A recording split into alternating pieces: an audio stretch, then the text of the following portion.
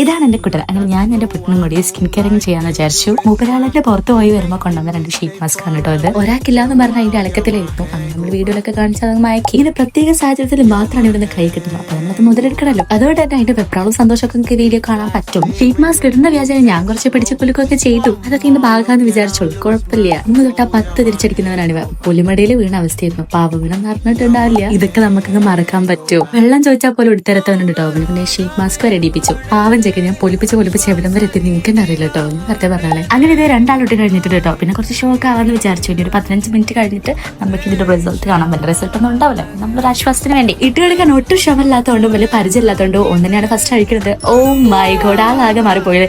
എനിക്ക് മനസ്സിലാവുന്നില്ല എന്തിനാ അവനെ മനസ്സിലാവുന്നില്ല. എനിക്ക് നല്ല മടിയിലുണ്ട്. ഞാനും പെട്ടെന്ന് അഴിച്ചു കേട്ടോ. ഇത് ഏസയാണ് എനിക്ക് അഴിച്ചത്. പൊളി തന്നെ. ഞാനും ആകെ മാറിപ്പോയി തോന്നുന്നു.